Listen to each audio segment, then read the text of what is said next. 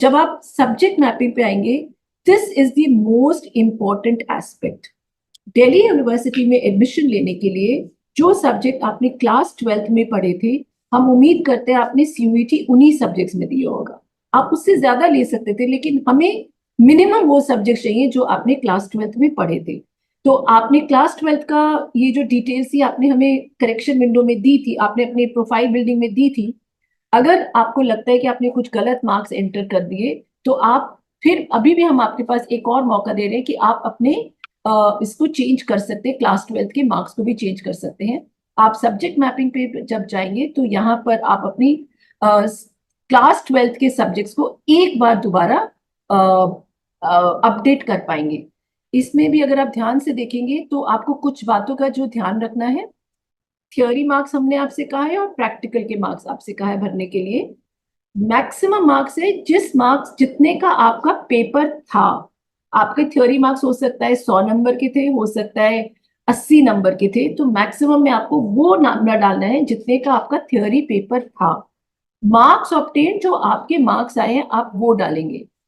Practical हो सकता है आपका 20 मार्क्स का हो या 0 मार्क्स का हो, तो मैक्सिमम जो प्रैक्टिकल कंपोनेंट था उसके मार्क्स आप डालेंगे। और फिर आपको प्रैक्टिकल में कितने मार्क्स मिले आप वो डालेंगे। आप ये दोनों इन्फॉर्मेशन अगर हमें ठीक देंगे तो टोटल मार्क्स और परसेंटेज ऑटो कैलकुलेट होकर आ जाएगा।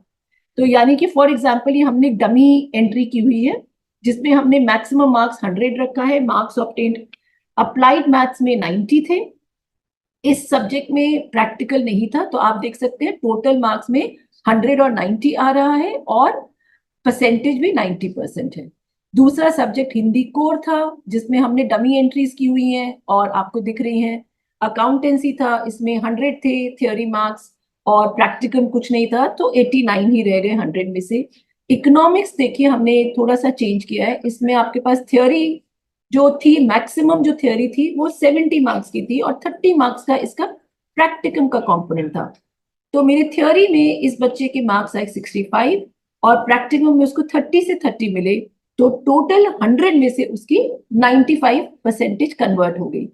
This is a very important stage, ये आगे जाके टाई ब्रेकिंग में यूज हो सकता है। इसलिए आपके लिए ठीक मार्क्स भरना, करेक्ट मार्क्स भरना एक मैंडेटरी रिक्वायरमेंट है। अगर आप यहाँ गलती करेंगे तो आपकी एप्लीकेशन रिजेक्ट हो सकती है। We are again repeating, give us the correct information, only the correct information. If you give us any wrong information, if you give us any false information, invalid information, there are very likelihood chances that your application will get rejected. So please be very careful. आपने जो class 12th में आपके marks आए हैं आप उन्हें ही यहाँ पर एंटर करेंगे, टोटल मार्क्स में, प्रैक्टिकल मार्क्स में और टोटल में। अगर आपका प्रैक्टिकल की जगह इंटरनल असेसमेंट था तो उसको आप प्रैक्टिकल का पार्ट बना लीजिए, लेकिन मार्क्स यहाँ पर हमें बिल्कुल सही दीजिए। यहाँ आप मिस्टेक मत करिए बिल्कुल भी, और because this will be later may get used for doing other things. इसके बाद जब आप आएंगे तो नीचे आपके पास आएगा अपडेट मैपिंग। अच्छा, अगर आपने फिर भी गलती कर दी, मान लीजिए आप गलती कर दी मार्क्स डालने में, तो हम आपको ये अपडेट क्लास 12 डिटेल्स हमेशा ऑन रख रहे हैं, इसे हम क्लोज नहीं कर रहे हैं। अगर आपका पेपर इवैल्यूएशन के लिए गया हुआ है, री इवैल्यूएशन के लिए गया हुआ है, इंप्रूवमेंट के लिए गया हुआ है, तो भी आप ठीक कर लीजिए, लेकिन ये विंडो जो है सिर्फ आपके पास 7 अगस्त तक है। हमें उम्मीद है आपके पास री इवैल्यूएशन या इंप्रूवमेंट के रिजल्ट्स भी 7 अगस्त तक आ जाएंगे।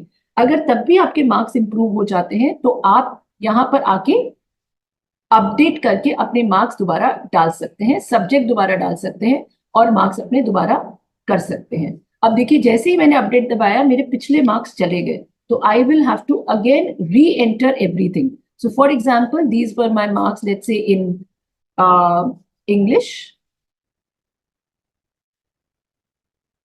इकोनॉमिक्स ले लेते हैं। इकोनॉमिक्स में मेरे मार्क्स, अब मैं चेंज करना चाहती हूँ, मुझे लगा कि इकोनॉमिक्स में मेरे इतने नहीं थे, 78 थे, मैंने चेंज कर दिया। फिर मेरे अकाउंटेंसी के मार्क्स 100 में से 90 थे, वो मेरी ठीक इंफॉर्मेशन थी। हिंदी में मेरे मार्क्स थे, हिंदी को ये पेपर मान लीजिए मेरा 70 नंबर का था और 70 में से मेरे पास 67 आए। प्रैक्टिकल नहीं था, तो ये 70 में से ही कैलकुलेट कर लेंगे। हमने फिजिक्स में पेपर दिया, या मैथ्स ले लेते हैं।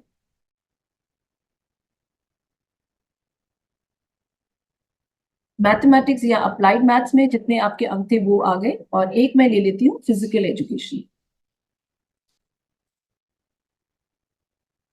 और ये मैंने मार्क्स सबमिट कर दिए।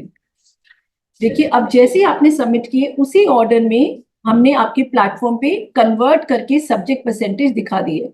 तो इकोनॉमिक्स में मेरे मार्क्स चेंज हो गया, मेरे 78% हो गए, अकाउंटेंसी में 90, हिंदी कोर जो मैंने चूज किया था उसमें 95.71, क्योंकि ये पेपर में मैंने प्रैक्टिकल नहीं डाला, सिर्फ थियोरी में 70 नंबर थे, 70 की ही थियोरी थी, यानी इसमें 100 नंबर का पेपर नहीं था, तो अकॉर्डिंगली वो सब्जेक्ट परसेंटेज आ गई। तो ये स्टेप बहुत इंपॉर्टेंट है, जिसमें आप मैक्सिमम मार्क्स और मार्क्स ऑफ पेंट को बहुत ध्यान से भरें। जैसे ही आप ये कर लेंगे, इसके बाद आपके पास आप होम पर जाकर, जब आपने अपडेट कर लिया, you come back to home, again come here, and now you can do your update mapping, क्योंकि सब्जेक्ट चेंज हुए तो मेरी मैपिंग भी बदल गई। ये मैपिंग जो है, again we want to tell you, is a very important component. ये भी आपके रिजेक्शन का पार्ट बन सकता है अगर आपने ठीक से सब्जेक्ट मैपिंग नहीं की।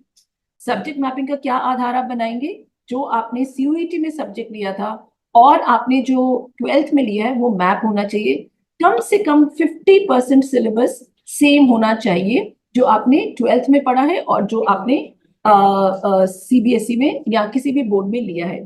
तो मान लीजिए आपने बायोटेक्नोलॉजी पढ़ी थी, तो हम उम्मीद करें आपने बायोलॉजी का पेपर लिया होगा। तो यहाँ पर आपने जो 12th के मार्क्स भरे वही मैप हो जाएंगे जो आपने भरे थे। तो हिंदी को मैं हिंदी कोर्स से मैप कर रही हूँ, इकोनॉमिक्स को मैंने इकोनॉमिक्स ही पढ़ी थी उससे मैप हो गया, मैथमेटिक्स का पेपर मेरा मैथमेटिक्स से मैप हो गया, फिजिकल एजुकेशन पहले से ही मैप था। फिजिक्स देखिए, अब ये हमने जानबूझ के ऐसा लिया एग्जाम्पल आपको समझाने के लिए कि फिजिक्स मैंने 12th में नहीं पढ़ी थी लेकिन मैंने सीयूईटी में दिया, तो ये नॉट एप्लीकेबल होगा, बिकॉज मेरे 12th के सब्जेक्ट से मैप नहीं कर रहा। अब मेरे 12th के सब्जेक्ट से सिर्फ 4 ही सब्जेक्ट मैप कर रहे हैं, एक हिंदी को, इकोनॉमिक्स, मैथमेटिक्स और फिजिकल एजुकेशन। हो सकता है मैंने जनरल टेस्ट भी लिया होगा, अगर इस बच्चे ने अगर जनरल टेस्ट भी लिया तो जनरल टेस्ट को मैप करने की कोई जरूरत नहीं है उसका, क्योंकि मैपिंग हो नहीं सकती। इसके बाद करेक्ट मैपिंग के बाद आप आएंगे अपनी डिक्लेरेशन। ये हम सिर्फ आपको ये अगेन बताने के लिए कि आपने सब काम ठीक किए हैं, चेक्स हैं कि आप देख लीजिए। I declare that I have done the correct class 12 subject mapping with the CUET paper.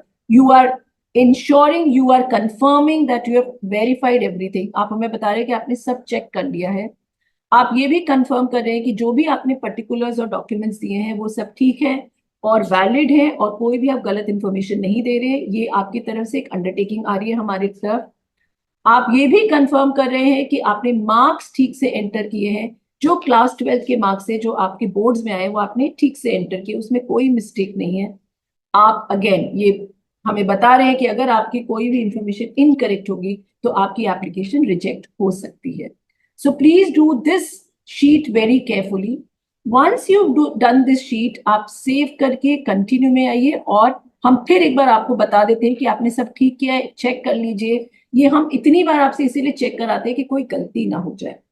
Once you do an okay, अब आपकी सब्जेक्ट मैपिंग भी हो गई, ठीक से आपने सब्जेक्ट मैप भी कर लिए, 12th के सब्जेक्ट्स के मार्क्स भी ठीक से डाल दिए। अब हम आपको रिक्वेस्ट करेंगे कि आप अपनी एलिजिबिलिटीज एक बार चेक कर लीजिए। ये जैसा कि मैं बता रही थी कि जनरल टेस्ट भी इस बच्चे ने लिया था, और जनरल टेस्ट किसी से मैप नहीं होता तो हमने वो मैपिंग के लिए कहा भी नहीं। अब ये अगेन हम आपको सीयूईटी के आपके मार्क्स दिखा रहे हैं, ये ऑटो इंटीग्रेटेड है हमारे pass through your through API, हमारे पास ऑटो इंटीग्रेटेड आए हुए हैं एनटीए के द्वारा। ये आपके सही मार्क्स होंगे जो आपको प्राप्त हुए होंगे सीयूईटी में। अब इन मार्क्स के आधार पर, और जो आपने मैपिंग की है which is a very important step, हम आपको बताएंगे कि आप कौन कौन से सब्जेक्ट्स के लिए एलिजिबल हो और वहां आपके कितने मार्क्स बनते हैं। सो फॉर एग्जाम्पल, क्योंकि आपने मैथ्स लिया हुआ था, और आप एलिजिबिलिटी में देख सकते हैं कि बीएससी प्रोग्राम मैथमेटिकल साइंसेस के लिए हमारी एलिजिबिलिटी थी एक भाषा, मैथमेटिक्स, गणित, और कोई भी 2 सब्जेक्ट्स। क्योंकि आप इस एलिजिबिलिटी को पूर्ण रूप से सेटिस्फाई करते हैं, तो आपके मार्क्स भी हम दिखा रहे हैं जो मार्क्स आपके बनेंगे मैथमेटिक्स को लेकर, हिंदी लेकर, फिजिकल एजुकेशन को लेकर और इकोनॉमिक्स, ये आपके बेस्ट स्कोर बन रहा है। इसमें जनरल टेस्ट नहीं है एलिजिबिलिटी में, तो नहीं दिख रहा है। तो इसमें आपके टोटल मार्क्स सीयूईटी के आधार पर बन रहे हैं 570। और हो सकता है बहुत सारे कार्यक्रमों में बिकॉज सेम तरह की एलिजिबिलिटी है तो सेम ही मार्क्स बन रहे होंगे। अब ये चौथा एग्जाम्पल देखिए, बीएससी पास होम साइंस का। यहां पर आपके पास हमारी दो एलिजिबिलिटीज हैं। या तो छात्र या छात्रा ने कोई एक भाषा और कोई अन्य 3 सब्जेक्ट पढ़े होंगे जिनमें से at least 2 should be from a list B1। या दूसरा कॉम्बिनेशन बनता है कि आपने कोई एक भाषा, कोई एक सब्जेक्ट B1 या B2 से, या जनरल टेस्ट। तो इस केस में क्या हुआ, इस बच्चे के जब हमने दोनों एलिजिबिलिटी लगाई तो एक एलिजिबिलिटी से तो 570 आ रहे थे 800 में से, और दूसरे में अलग स्कोर आ रहा था जो हिंदी, फिजिकल एजुकेशन और जनरल टेस्ट जहां उसके सबसे अच्छे मार्क्स है उसको कंसिडर करके आ रहा था। इस स्कोर को 170 प्लस 143 प्लस 174, ये आपका 650 में से बन रहा है। 200 हिंदी के, 200 फिजिकल एजुकेशन के और 250 जनरल टेस्ट के। तो 650 को फिर हम 800 पे लेकर आए और हमने कंपेयर किया। जब हम 800 पे, बहुत सिंपल मैथमेटिकल कैलकुलेशन है, 170 plus 143 plus 174 divided by 650 into 800, वो स्कोर बनता है 599.3846746154। और ये स्कोर आपका 570 से ज्यादा है, तो यहां आपको बेनिफिट दिया जा रहा है सेकेंड एलिजिबिलिटी का। तो आपका हाईएस्ट स्कोर जो बन जाएगा वो प्रोरेशन करके ये बनेगा 599.3846। तो इस प्रोग्राम के लिए हम आपका बेटर स्कोर जो है, जो 3 सब्जेक्ट्स के एलिजिबिलिटी 2 के आधार पर बन रहा है, उसे हम कंसिडर करेंगे। तो इस बेसिस पे आप जितने प्रोग्राम्स के लिए एलिजिबल है वो सब आपको दिखेंगे। अगर आपकी सब्जेक्ट मैपिंग ठीक नहीं थी तो आपको कम दिखेंगे। अगर आपने गलत सब्जेक्ट मैपिंग की तो आप यहाँ पर तो निकाल लेंगे लेकिन आगे जाके रुक जाएंगे। तो सब्जेक्ट मैपिंग जब कॉलेजेस के पास जाएगा तो वो भी चेक करते हैं। दिल्ली यूनिवर्सिटी के हर कॉलेज आपकी सब्जेक्ट मैपिंग भी चेक करेगा। तो प्लीज हम आपको रिमाइंड कराते हैं, सब्जेक्ट मैपिंग अच्छे से करिएगा और क्लास 12 के मार्क्स ठीक से डालिएगा। इसके बाद जहां जहां आपका जिस प्रोग्राम के लिए जो स्कोर बन रहा है वो आपको दिखेगा, जहां आप नॉट एलिजिबल हैं वो नीचे आ जाएंगे। अब देखिए, ये बच्चा बीए ऑनर्स इंग्लिश के लिए नॉट एलिजिबल है क्योंकि इसने इंग्लिश नहीं पढ़ी थी। आपको याद होगा हमने हिंदी भरा था। ये बच्चा इंग्लिश ऑनर्स के लिए एलिजिबल नहीं है, तो इंग्लिश उसको दिखेगा भी नहीं। ये बच्चा इलेक्ट्रॉनिक्स ऑनर्स के लिए एलिजिबल नहीं है क्योंकि इस पर फिजिक्स, मैथमेटिक्स, केमिस्ट्री नहीं थी। बायोलॉजिकल साइंसेस के लिए बच्चा वैलिड नहीं है। तो ये प्रोग्राम्स आपको इनवैलिड दिखाएंगे और आपकी एलिजिबिलिटी रुक जाएगी यहीं पर ही, बिकॉज आप एलिजिबल नहीं थे तो आप इन प्रोग्राम्स को आप चुन भी नहीं पाएंगे। तो ये बस आपको कंफर्म करने के लिए कि आप देख पाए आपका कहाँ क्या स्कोर बन रहा है, आप जान पाए कि आपको कैसे प्रोरेशन हो रहा है। नेक्स्ट जो सबसे ज्यादा महत्वपूर्ण और सबसे ज्यादा इंपॉर्टेंट है वो है प्रेफरेंस फिलिंग की। प्रेफरेंस फिलिंग में आप सबसे ऊपर एक फिल्टर है। अब जिन प्रोग्राम्स के लिए आप एलिजिबल थे, सिर्फ उन्हीं प्रोग्राम्स को आप प्रेफरेंस फिलिंग में देख पाएंगे। जहां आप एलिजिबल नहीं थे वो आप चुन भी नहीं पाएंगे, उनका चुनाव भी नहीं कर पाएंगे। सभी कॉलेजेस जहां जहां वो प्रोग्राम्स ऑफर्ड होते हैं वो भी आपको दिखेंगे। और आपको क्या करना है, बस यहाँ से अपनी प्रेफरेंस ठीक बनानी है। सो फॉर एग्जाम्पल, आप सबसे पहले मान लीजिए बीकॉम ऑनर्स लेना चाहते हैं तो आप बीकॉम ऑनर्स चुन लीजिए। जैसे ही आप बीकॉम ऑनर्स लेंगे तो नीचे आप देखेंगे ये जो दिख रहा है अवेलेबल प्रेफरेंसेस 1301, ये जहां जहां सॉरी हमने लिया, हाँ फिल्टर लगा लेते हैं जी, सॉरी मैं फिल्टर लगाना भूल गई थी। जैसे आप फिल्टर लगाएंगे तो बीकॉम ऑनर्स जिस कॉलेज में 55 कॉलेजेस में बीकॉम ऑनर्स दिल्ली यूनिवर्सिटी में अवेलेबल है। 55 कॉलेजेस आपको बीकॉम ऑनर्स के लिए एलिजिबल है और बीकॉम ऑनर्स ऑफर करते हैं। तो मान लीजिए आप सबसे पहले अदिति महाविद्यालय को लेना चाहते हैं तो आप इसको ऐड टू टॉप कर सकते हैं अगर आपकी first preference BCom honours in Aditi Mahavidyalaya है। जैसे ही आप ये चुनेंगे आपकी राइट साइड में वो आपका प्रेफरेंस नंबर 1 बन जाएगा, जो अभी आप मेरी स्क्रीन पे भी देख सकते हैं कि ये आपका प्रेफरेंस नंबर 1 बन गया।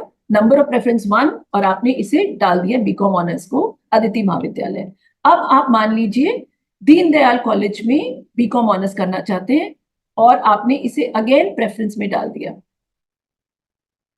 जैसे ही मैंने ऐड टू टॉप किया पंडित दीनदयाल कॉलेज जो है, Deendayal Upadhyay college BCom honours first preference बन गया और अदिति महाविद्यालय बीकॉम ऑनर्स मेरा सेकंड प्रेफरेंस हो गया। अगर आप चेंज करना चाहें तो राइट साइड से आप चेंज कर सकते हैं, इसको ऊपर ले जाइए दोबारा से, और अब फिर अदिति महाविद्यालय 1 हो गया और दीनदयाल उपाध्याय सेकंड हो गया।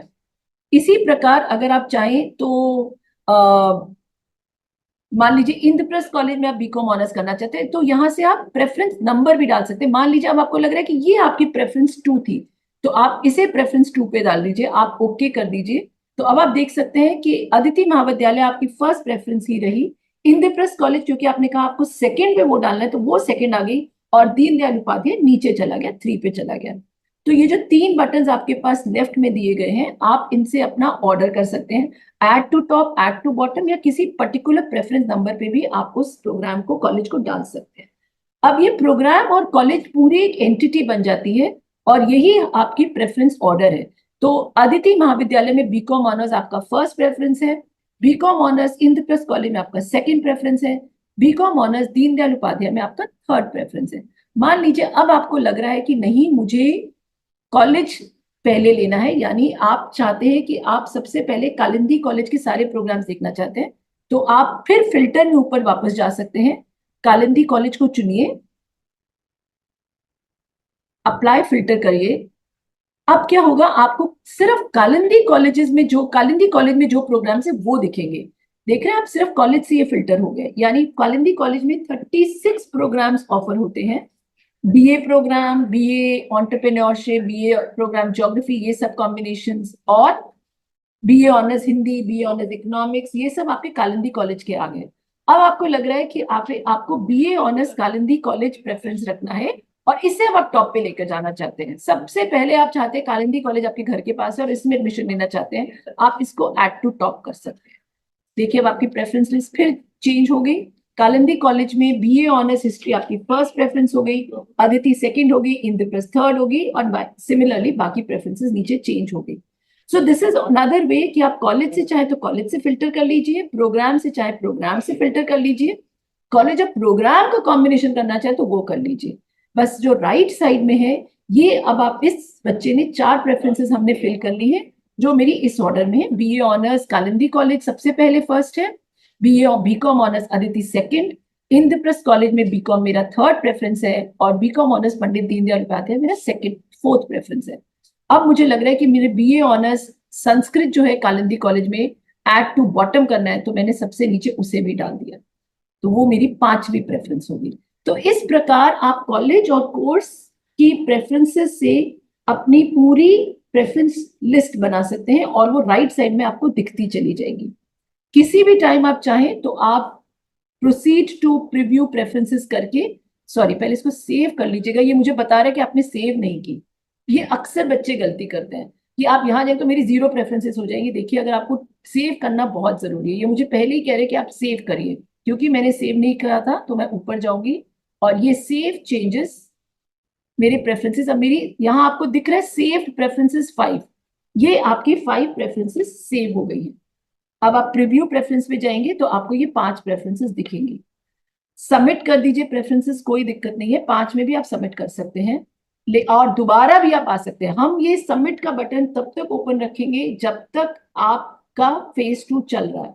सबमिट का मतलब ये नहीं कि आपने एक बार कर दिया तो आप चेंज नहीं कर पाएंगे, आप चेंजेस कभी भी कर सकते हैं। ये ऑटो लॉक हो जाएंगी 9 अगस्त को। 9 अगस्त के तक आपने जो भी चेंजेस किए आप करते रहिए, क्योंकि हमें मालूम है आपको कुछ दिन चाहिए है, आप किसी से बात करेंगे, वो कहेगा इसे ऊपर डाल दिया, इसे नीचे डाल दिया, बहुत लंबा कॉम्प्लेक्स प्रोसेस होता है। तो सबमिट करने में घबराइए नहीं, आप दोबारा उसको चेंज कर सकते हैं।